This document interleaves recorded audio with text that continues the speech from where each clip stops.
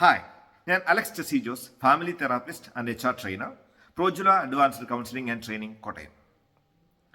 ഇന്ന് പത്രത്തിൽ കണ്ട ഒരു വാർത്ത ഏറെ ഞെട്ടലുളവാക്കുന്നതായിരുന്നു. ഉത്തർപ്രദേശിലെ ഗസിയാബാദ് എന്ന് പറയുന്ന സ്ഥലത്ത് 3 കുഞ്ഞുങ്ങൾ മൊബൈൽ ഫോൺ ലഭിച്ചില്ല എന്ന കാരണം പറഞ്ഞ് ആത്മഹത്യാക്കുറിപ്പ് എഴുതി വെച്ച് അവർ താമസിച്ചിരുന്ന വീടിന് മുകളിൽ നിന്ന് താഴേക്ക് ചാടി ആത്മഹത്യ ചെയ്തൊരു വാർത്ത. എന്താണ് നമ്മുടെ കുഞ്ഞുങ്ങൾക്ക് പറ്റിയത്? ഇപ്പോൾ മൊബൈൽ ഫോൺ ഇല്ലാത്ത ഒരു കാര്യം നമുക്ക് ചിന്തിക്കാനേ പറ്റില്ല, അല്ലേ? അപ്പോൾ നമ്മുടെ കുഞ്ഞുങ്ങൾ പ്രത്യേകിച്ച് അവർ ജനിച്ച് വീഴുന്ന അന്ന് മുതൽ മൊബൈൽ ഫോൺ കണ്ടും അത് ഉപയോഗിച്ചും വളരുമ്പോൾ എങ്ങനെ ആരോഗ്യപരമായിട്ട് നമുക്കിവയെ ഒന്ന് നിയന്ത്രിക്കാൻ പറ്റുമെന്നുള്ളതാണ് ഈ ഒരു സെഷനിൽ കാണുക. എന്തുകൊണ്ടാണ് നമ്മുടെ കുഞ്ഞുങ്ങൾ ഇതുപോലെ മൊബൈലുമായിട്ടും അല്ലെങ്കിൽ സോഷ്യൽ മീഡിയയിലൂടെയും കൊറിയൻ ഡ്രാമയിനകത്തൂടെയും ഗെയിംസിനകത്തൂടെയൊക്കെ അഡിക്റ്റഡ് ആകുന്നത് എന്ന് നമ്മൾ ചിന്തിക്കേണ്ടിയിരിക്കുന്നു. പ്രത്യേകിച്ച് പേരൻസ് എന്നുള്ള നിലയിൽ അല്ലെങ്കിൽ ടീച്ചേഴ്സ് എന്നുള്ള നിലയിൽ ഇതിനെ എങ്ങനെ കൈകാര്യം ചെയ്യണമെന്ന് അറിഞ്ഞിരിക്കേണ്ട ഏറ്റവും ആവശ്യമായിട്ടുള്ളൊരു ഘട്ടത്തിലാണ് നമ്മൾ നടന്നു പോവുക. നമുക്കൊന്ന് നോക്കാം, എന്താണ് ഇതിലേക്ക് കുഞ്ഞുങ്ങളെ ഇത്രയേറെ ആകർഷിക്കപ്പെടുന്ന ഒരു മെറ്റീരിയലായിട്ട് അല്ലെങ്കിൽ ഒരു ഡിവൈസായിട്ട് മൊബൈൽ ഫോണും ഗെയിംസും അതിലുള്ള സോഷ്യൽ മീഡിയയും ഒക്കെ ഇൻഫ്ലുവൻസ് ചെയ്യുന്നതെന്ന് നമുക്ക് കാണാം. ഏറ്റവും പ്രധാനമായിട്ട് നമ്മുടെ തലച്ചോറിൻ്റെ പ്രവർത്തനങ്ങളാണ്. കുഞ്ഞുങ്ങളുടെ തലച്ചോറ് എന്ന് പറയുന്നത് ഒരു ഡെവലപ്പിംഗ് സ്റ്റേജാണ് 25 വയസ്സ് വരെ. പ്രത്യേകിച്ച് പ്രിഫ്രോണ്ടൽ കോർട്ടക്സ് എന്ന് പറയുന്ന ഏരിയ, നെറ്റിയുടെ തൊട്ട് താഴെയുള്ള ആ ഒരു ഏരിയ, അവിടെയാണ് നമ്മുടെ വൈകാരികമായിട്ടുള്ള നിയന്ത്രണങ്ങളും ചിന്താശേഷികളും ഓർമ്മകളും ഒക്കെ നിലനിൽക്കുക. ഇവിടെ പെട്ടെന്നൊരു ഇൻസ്റ്റൻറ്റ് ഗ്രാറ്റിഫിക്കേഷൻസ് ആണ് ഈ മൊബൈൽ ഫോൺ ഉപയോഗിക്കുന്നതിനകത്തൂടെ അല്ലെങ്കിൽ ഗെയിം കാണുന്നതിനകത്തൂടെ അതല്ലെങ്കിൽ ഏതെങ്കിലുമുള്ള റീൽസ് കാണുന്നതിനകത്തൂടെ സോഷ്യൽ മീഡിയ ഉപയോഗിക്കുന്നതിനകത്തൂടെ അവർക്ക് ലഭിക്കുക. ആ ഇൻസ്റ്റൻറ്റ് ഗ്രാറ്റിഫിക്കേഷൻസ് ലഭിക്കുമ്പോൾ അതിൻ്റെ നെക്സ്റ്റ് ലെവലിൽ സംഭവിക്കുന്നത് ഡോപ്പമിൻ എന്ന ഹോർമോണിൻ്റെ ഉൽപ്പാദനമാണ്. എന്ന് പറഞ്ഞാൽ അത് ഹാപ്പി ഹോർമോൺസ് ആണ്. ഇതിനൊരു അഡിക്റ്റീവ് ഹോർമോൺസ് എന്ന പേരുകൂടെയുണ്ട്. ഈ ഇൻസ്റ്റൻറ്റ് ഗ്രാറ്റിഫിക്കേഷൻ ചെയ്യുമ്പോഴത്തേക്ക് നമ്മുടെ തലച്ചോറിനെ അതിനെ കണ്ടീഷൻ ചെയ്യും. അത് പിന്നെയും ചെയ്യാനായിട്ടുള്ള ഒരു പ്രേരണ സ്വാഭാവികമായിട്ടും ഉണ്ടാവും. അപ്പോൾ ഈ ഡോപ്പമിൻ ഹോർമോൺ അതിനെ ഹെൽപ്പ് ചെയ്യും. എങ്ങനെ? ഇതിനകത്തൂടെ കിട്ടുന്ന ചെറിയ സന്തോഷങ്ങളെ പിന്നെയും ആവർത്തിക്കാനായിട്ട് അവരെ പ്രേരിപ്പിച്ചുകൊണ്ടിരിക്കും.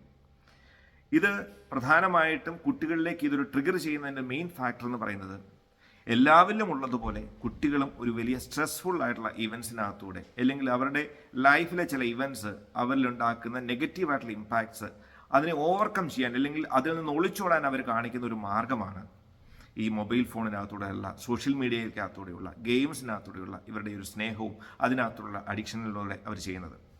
അപ്പം നമ്മൾ ആദ്യം മനസ്സിലാക്കേണ്ടത് കുഞ്ഞുങ്ങൾ ഈ മൊബൈൽ ഫോണിനകത്ത് അവരുടേതായിട്ടുള്ള ഒരു ലോകം തീർക്കുന്നുണ്ട് എന്നുള്ളതാണ്. അവർക്ക് ശാന്തമാകുന്ന, സന്തോഷം നൽകുന്ന, എപ്പോഴും അവരെ തന്നെ പ്രേരിപ്പിക്കുന്ന, പ്രചോദിപ്പിക്കുന്ന ഒരു ലോകം അവർ തന്നെ തീർക്കുകയാണ്. ഇവിടെയാണ് ഒരു ടീച്ചർ എന്നുള്ള നിലയിൽ, മാതാപിതാക്കൾ എന്നുള്ള നിലയിൽ നമ്മൾ കൈകാര്യം ചെയ്യേണ്ട ഏറ്റവും ഒരു സത്യസന്ധമായിട്ടുള്ള ഒരു അവസ്ഥ. അവരുടെ ഈ ലോകത്തെ നമ്മൾ പിടിച്ചു വാങ്ങിയോ ഒറ്റ സെക്കൻഡ് കൊണ്ട് ഇല്ലാതാക്കുകയോ ചെയ്തു കഴിഞ്ഞാൽ അവരുടെ ലോകം അവിടെ തീർന്നുപോയി എന്നുള്ളൊരു മാനസികാവസ്ഥയിലേക്കാണ് വരിക. ഈ ഗസിയാബാദിൽ ഉണ്ടായതും അത് തന്നെയാണ്. അച്ഛൻ പിടിച്ചു വാങ്ങി എന്നുള്ളതാണ് അവർ എഴുതി വെച്ചിരിക്കുന്നത്. അവരുടെ ലോകം അവിടെ അവസാനിച്ചു എന്ന് അവർ ചിന്തിക്കുകയാണ്. കാരണം അത് അവരുടെ ലോകമാണ്. നമ്മളവിടെ നിയന്ത്രണങ്ങൾ കൊണ്ടുവരുമ്പോൾ അവരുടെ ലോകത്തിൽ നമ്മൾ ഇൻ്റർഫിയർ ചെയ്യുന്നു എന്നുള്ളൊരു ലെവലിലേക്കാണ് അവർ വരിക. ഇവിടെയാണ് ബുദ്ധിപരമായിട്ട് ടീച്ചേഴ്സ്, പേരൻസ്, സൊസൈറ്റി ഒക്കെ കുട്ടികളിലേക്ക് ഇറങ്ങിച്ചെല്ലേണ്ടത്. അവരോട് ഓപ്പണായിട്ട് സംസാരിക്കാനായിട്ടുള്ളൊരു വേദി പ്രത്യേകിച്ച് മാതാപിതാക്കൾ എന്നുള്ള നിലയിൽ നമുക്ക് ചെയ്യാനായിട്ട് ഒത്തിരിയുണ്ട്. അവർ പറയുന്നതിനെ കേൾക്കാൻ, അവരെ മനസ്സിലാക്കാൻ, അവരുടെ കാര്യങ്ങളെ ഒറ്റയടിക്ക് നിയന്ത്രണങ്ങൾ ഉണ്ടാക്കുകയല്ല വേണ്ടത്. സ്റ്റെപ്പ് ബൈ സ്റ്റെപ്പായിട്ട് അതിൻ്റെ ഒരു പ്രോസസ്സുണ്ട്. പ്രധാനമായിട്ടും അവരുമായിട്ട് സംസാരിക്കുക. അവരുടെ മൊബൈൽ ഫോൺ ഉപയോഗത്തിൽ, ഗെയിംസിൽ, റീല് കാണുന്നതിനകത്ത്, അതുപോലെ തന്നെ കൊറിയൻ ഡ്രാമ പോലെയുള്ള അഡിക്റ്റീവായിട്ടുള്ള ബാക്കിയുള്ള കാര്യങ്ങളിലേക്ക് പോകുമ്പോൾ മനസ്സിലാക്കേണ്ടത് ഒരു മയക്കുമരുന്ന് ഉപയോഗിക്കുന്ന വ്യക്തിക്ക് കിട്ടുന്ന അതേ ഒരു എനർജിയാണ് അല്ലെങ്കിൽ അതേ ഒരു എഫക്റ്റാണ് നമ്മുടെ കുഞ്ഞുങ്ങൾക്കും ഇങ്ങനെയുള്ള സാഹചര്യങ്ങളിൽ കൂടെ അവരെ ലഭിക്കുന്നത്. അവർ പാരലായിട്ടൊരു ലോകം സൃഷ്ടിക്കുകയാണ്. സ്ട്രെസ് ഇല്ലാത്ത, അവരെ എപ്പോഴും സന്തോഷിപ്പിക്കുന്ന, അവർക്ക് എപ്പോഴും എനർജി നൽകുന്ന ഒരു ലോകം ഈ മൊബൈൽ ഫോണിനകത്തൂടെ അവർ ക്രിയേറ്റ് ചെയ്യുന്നുണ്ട്. അതിൽ നിന്ന് തിരിച്ചു കൊണ്ടുവരേണ്ട ഉത്തരവാദിത്വം മാതാപിതാക്കൾക്കും ടീച്ചേഴ്സിനും സൊസൈറ്റിക്കുമുണ്ട്. കുഞ്ഞുങ്ങളിലെ മാറ്റം നമ്മൾ കണ്ടെത്തണം. കുഞ്ഞുങ്ങളിലെ മാറ്റങ്ങൾ കണ്ടെത്തി കഴിഞ്ഞാൽ നമുക്ക് നമ്മളുടെ കുഞ്ഞുങ്ങളെ രക്ഷപ്പെടുത്താൻ സാധിക്കും എന്നുള്ളതാണ്. പല ലക്ഷണങ്ങൾ അവരുടെ അഡിക്ഷനുമായിട്ട് ബന്ധപ്പെട്ട് കണ്ടെത്തിയിട്ടുണ്ട്. ഏറ്റവും പ്രധാനമായിട്ടുള്ളത് അകാരണമായിട്ടുള്ള ദേഷ്യം, പെട്ടെന്നുള്ള അമിതമായിട്ടുള്ള ദേഷ്യം. ഏതെങ്കിലും തരത്തിൽ അവരുടെ സ്വഭാവത്തിൽ പെട്ടെന്ന് ദേഷ്യം കണ്ടിട്ടുണ്ടെങ്കിൽ നമ്മളൊന്ന് ശ്രദ്ധിക്കുന്നത് നല്ലതാണ്. സാധനങ്ങൾ വലിച്ചെറിയുക, അകാരണമായിട്ട് ദേഷ്യപ്പെടുക, നശിപ്പിക്കുക, ഉപദ്രവിക്കുക, സ്വയം മറ്റുള്ളവരെ ഉപദ്രവിക്കുക, ഇങ്ങനെയുള്ള ലക്ഷണങ്ങൾ കണ്ടിട്ടുണ്ടെങ്കിൽ ചിലപ്പോൾ അത് മൊബൈൽ ഫോൺ അഡിക്ഷൻ്റെ ഭാഗമായിട്ടുണ്ടാകുന്നതാണ്. രണ്ടാമതായിട്ട് ഏകാന്തതയായി, പ്രധാനമായിട്ട് അവർ ഒറ്റയ്ക്കിരിക്കാനാണ് താല്പര്യപ്പെടുന്ന ആൾക്കാരാണ്. ഇങ്ങനെ അഡിക്ഷൻ ഉള്ളവരിൽ പലപ്പോഴും കണ്ടിരിക്കുന്നത് അവർ അവരുടെ റൂമിനകത്ത് അടച്ചിരിക്കാൻ ഇഷ്ടപ്പെടുന്നവരാണ്. അവരുടെ ലോകത്തിലേക്ക് ആരും കയറുന്നതോ അവർ മറ്റുള്ളവരുടെ ലോകത്തിലേക്ക് വരുന്നതോ അവർക്ക് ഇഷ്ടമില്ല. പ്രത്യേകിച്ച് വീട്ടിൽ ആരെങ്കിലുമൊക്കെ വന്നു കഴിഞ്ഞാലും അവർ അവരുടെ റൂമിനകത്ത് തന്നെ ഇരുന്ന് പഠിക്കുകയാണെന്ന് പറയാനോ അല്ലെങ്കിൽ എനിക്ക് ശാന്തത വേണമെന്നോ സ്വസ്ഥത വേണമെന്നൊക്കെ പറഞ്ഞ് അവർ ഏകാന്തതയായിട്ട് ഇരിക്കുന്നത് കണ്ടിട്ടുണ്ട്. പിന്നെ ഒരു ലക്ഷണം കണ്ടിരിക്കുന്നത് ഭക്ഷണത്തോടുള്ള ഒരു വ്യക്തിയാണ്. അല്ലെങ്കിൽ ഭക്ഷണം കഴിക്കുന്ന സമയത്തോ അല്ലെങ്കിൽ മറ്റേതെങ്കിലും പണി ചെയ്യുന്ന സമയത്തോ ഒക്കെ മൊബൈൽ ഫോൺ മാറ്റിവെക്കാതെ മൊബൈൽ ഫോണുമായിട്ട് തന്നെ ഇരിക്കുന്നത് കണ്ടിട്ടുണ്ടെങ്കിൽ അതും ഒരു അഡിക്ഷൻ്റെ ഭാഗമാണ്. പ്രത്യേകിച്ച് അവരുടെ കയ്യിൽ നിന്ന് മാറ്റിവെക്കുന്ന സമയത്ത് അവർ വല്ലാതെ അസ്വസ്ഥത പ്രകടിപ്പിക്കുന്നുണ്ടെങ്കിൽ തീർച്ചയായിട്ടും തീരുമാനിക്കാം അത് മൊബൈൽ ഫോൺ അഡിക്ഷൻ്റെ ഭാഗമായിട്ടാണ്. പിന്നെ മറ്റൊരു കാര്യം നമ്മൾ കണ്ടിരിക്കുന്നത് ഉറക്കമില്ലായ്മയാണ്.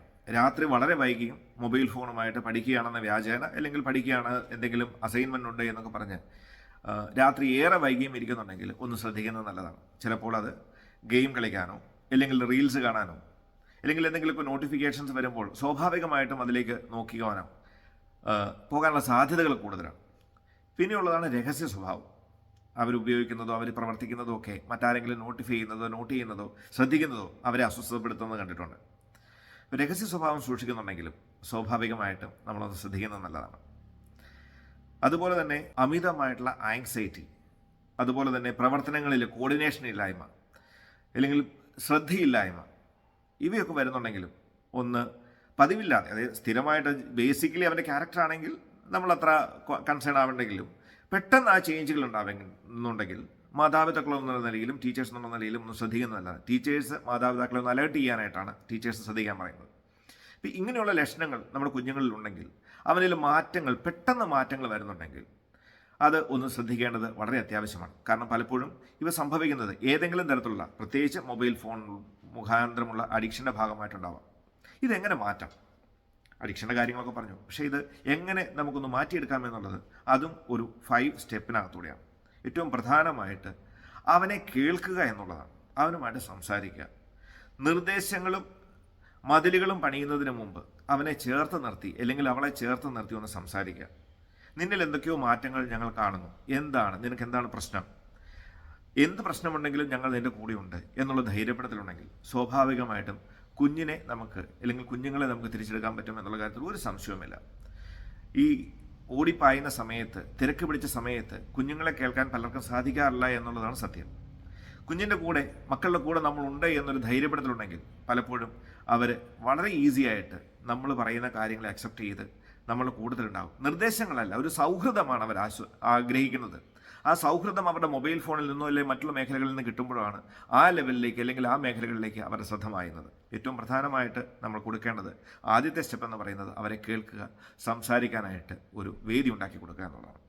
രണ്ടാമതായിട്ട് നോ മൊബൈൽ ഫോൺ എന്ന് പറയുന്ന റൂൾസ് ഉണ്ടാക്കുക എന്നുള്ളതാണ്. ഓൾ ഓഫ് എ സഡൻ എല്ലാം കൂടെ വലിച്ചു പിടിച്ച് നിർദ്ദേശങ്ങൾ കൊടുക്കുക എന്നുള്ളതല്ല അതിൻ്റെ മീനിങ്. ഇപ്പം 3 മണിക്കൂർ തുടർച്ചയായിട്ട് അല്ലെങ്കിൽ 3 മണിക്കൂർ ഒരു ദിവസം ഉപയോഗിക്കുന്ന കുഞ്ഞിനെ സംബന്ധിച്ച് അവനോട് ഇന്ന് മുതൽ ഇല്ല എന്ന് പറയുമ്പോൾ അവൻ്റെ ലോകം മുഴുവൻ അവിടെ ഷാറ്റേഡ് ആകുകയാണ്. സ്വാഭാവികമായിട്ടും അവൻ നിരാശയിലേക്കും അതുവഴി ആത്മഹത്യയിലേക്കോ അല്ലെങ്കിൽ മറ്റുള്ള എന്തെങ്കിലും ഒളിച്ചോടി പോവുക എന്ന് പറയുന്ന കാര്യങ്ങളിലേക്കും ഒക്കെ പോകാനുള്ള സാധ്യതകളുണ്ട്. അതിനെ ഒഴിവാക്കാനായിട്ട് ഗ്രാജുവലി ഇപ്പോൾ 3 മണിക്കൂർ ഉപയോഗിക്കുന്നതുകൊണ്ട് പറയാം, ഇന്ന് മുതൽ നീ ഒരു 2.5 മണിക്കൂറിലേക്ക് ഒന്ന് കുറയ്ക്കാൻ ശ്രമിക്കും, ഞാൻ നിന്നെ ഹെൽപ്പ് ചെയ്യാം എന്നുള്ള കാര്യങ്ങൾ നമുക്കൊന്ന് സജസ്റ്റ് ചെയ്ത് കഴിഞ്ഞാൽ ഗ്രാജുവലി സ്റ്റെപ്പ് ബൈ സ്റ്റെപ്പായിട്ട് ആദ്യത്തെ മാസം 1/2 മണിക്കൂർ കുറച്ചെങ്കിൽ അടുത്ത മാസം ആകുമ്പോഴത്തേക്ക് പിന്നെയും ഒരു 1/2 മണിക്കൂർ കുറച്ച് ഗ്രാജുവലി അവനെ സാറ്റർഡേ സൺഡേയിലേക്കോ അല്ലെങ്കിൽ ഒരു ദിവസത്തേലെ 1 മണിക്കൂറിലേക്കോ ഒക്കെ എത്തിക്കുന്നത് വളരെ നല്ലതാണ്.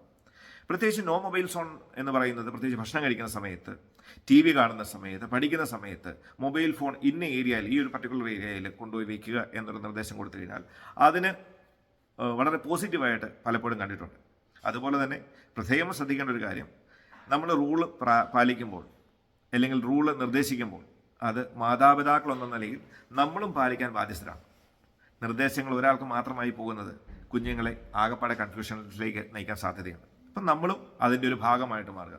പ്രത്യേകിച്ച് രാത്രി സമയങ്ങളിൽ രാത്രി 10 മണിക്ക് ശേഷം മൊബൈൽ ഫോൺ ഉപയോഗിക്കാൻ പാടില്ല എന്നൊരു റൂൾ ഉണ്ടാക്കി ആ മൊബൈൽ ഫോൺ ഇന്ന ഏരിയയിൽ സൂക്ഷിക്കാൻ പറഞ്ഞ് ആ ഏരിയയിൽ നമ്മൾ സഹിതം മാതാപിതാക്കൾ സഹിതം കൊണ്ടുപോയി വെച്ച് കഴിഞ്ഞാൽ അതൊരു വളരെ പോസിറ്റീവായിട്ടുള്ള റിസൾട്ട് ഉണ്ടാക്കുന്നത് പലപ്പോഴും കണ്ടിട്ടുണ്ട്. അതും നാലാമതായിട്ട് പകരം ശീലങ്ങൾ ശീലിപ്പിക്കുക എന്നുള്ളതാണ്. പ്രത്യേകിച്ച് ഈ റൂമിനകത്തിരുന്ന് അല്ലെങ്കിൽ മൊബൈൽ ഫോണിനകത്തിരുന്ന് റീലുകൾ കണ്ട് ഗെയിം കളിച്ച് അതല്ലെങ്കിൽ സിനിമകൾ കണ്ട് സ്പെൻഡ് ചെയ്യുന്ന സമയത്തിന് ഫിസിക്കൽ ആക്ടിവിറ്റീസിലേക്ക്, അത് ചിലപ്പം ഗ്രൗണ്ടിലേക്ക് പോയിട്ടായിരിക്കാം, ഇല്ലെങ്കിൽ വീടിനകത്ത് തന്നെ ചെസ്സ് പോലെയുള്ള ലൂഡോ പോലെയുള്ള ഗെയിമുകളിൽ അവരെ ഇൻവോൾവ് ചെയ്യിപ്പിച്ച് നമ്മളും അതിൻ്റെ ഭാഗമായിട്ട് ഇരിക്കാൻ പറ്റുന്നുണ്ടെങ്കിൽ അത് വലിയൊരു ചേഞ്ച് ഉണ്ടാക്കുന്നത് പലപ്പോഴും ശ്രദ്ധിച്ചിട്ടുണ്ട്. പിന്നെ ഒരു കാര്യമുള്ളത് അവരിലെ അഭിരുചികളെ വളർത്തുക എന്നുള്ളതാണ്. എല്ലാ കുട്ടികളിലും എന്തെങ്കിലും ഒരു സ്കിൽ ഉണ്ടാവും. ചിലർക്ക് പടം വരയ്ക്കാൻ, ചിലർക്ക് മ്യൂസിക്കൽ ഇൻസ്ട്രുമെൻറ്റ്, ചിലർക്ക് പാടാൻ, ചിലർക്ക് ഡാൻസ് കളിക്കാൻ. ആ ഘട്ടങ്ങളെ മനോഹരമാക്കുക അല്ലെങ്കിൽ അതിനേക്കുള്ള പരിശീലനം കൊടുക്കുക എന്നുള്ളത് വളരെ ഇമ്പോർട്ടൻ്റ് ആയിട്ടുള്ള കാര്യമാണ്. ഇങ്ങനെയുള്ള അഡിക്ഷൻസിനകത്ത് നിന്ന് രക്ഷപ്പെടുത്താൻ ഈ ഒരു അഭിരുചികളെ വളർത്തുന്നത് ഏറെ സഹായിക്കും. അതുപോലെ തന്നെയാണ് പോസിറ്റീവ് റീഇൻഫോഴ്സ്മെൻ്റ് എന്ന് പറയുന്ന ഒരു കാര്യം. എന്ന് പറഞ്ഞു കഴിഞ്ഞാൽ കുഞ്ഞുങ്ങളിലെ മാറ്റങ്ങൾ ഉണ്ടാകുമ്പോൾ അല്ലെങ്കിൽ ആ മാറ്റങ്ങളിലേക്ക് നടക്കാൻ അവരെ പ്രേരിപ്പിക്കുന്ന ചെറിയ ചെറിയ റിവാർഡിങ് പോയിന്റ്സ് കൊടുക്കുക. നമുക്ക് ഈ മൊബൈൽ ഫോൺ അഡിക്ഷനിലേക്ക് പോകുന്നത് ഈ കുട്ടികൾക്ക് കിട്ടുന്ന ഈ റീഇൻഫോഴ്സ്മെൻ്റ് കൊണ്ടാണ്, ഇമ്മീഡിയറ്റ് ഗ്രാറ്റിഫിക്കേഷൻസ് കൊണ്ടാണ്.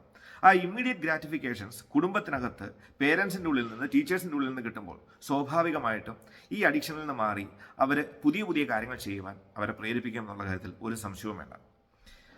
ചെറിയ മാറ്റങ്ങൾ കാണുമ്പോൾ നീ ഇന്ന കാര്യങ്ങൾ ചെയ്തു കഴിഞ്ഞാൽ നിനക്ക് ഇന്ന ബെനിഫിറ്റ്സ് ഞാൻ ഉണ്ടാവും, ഈ ഒരു മാസം നീ മൊബൈൽ ഫോണിൻ്റെ ഉപയോഗം അരമണിക്കൂർ കുറച്ച് കഴിഞ്ഞാൽ നിനക്ക് ഞാൻ ഇന്ന കാര്യം ചെയ്തു, അല്ലെങ്കിൽ നമുക്കൊരു ടൂർ പോകാം, അല്ലെങ്കിൽ നിനക്ക് ഇന്ന കാര്യം നിനക്ക് ആഗ്രഹമില്ലേ, അല്ലെങ്കിൽ നിനക്കൊരു കളർ പെയിൻറ്റിങ് ഇഷ്ടമുള്ളവർക്കാണ് പെയിൻറ്റിങ്ങിൻ്റെ കാര്യങ്ങൾ മേടിച്ചു കൊടുക്കാം. അങ്ങനെ എന്തെങ്കിലും ചെറിയ ചെറിയ ഗിഫ്റ്റുകൾ, വലിയ വിലയുടെ ഗിഫ്റ്റുകളല്ല.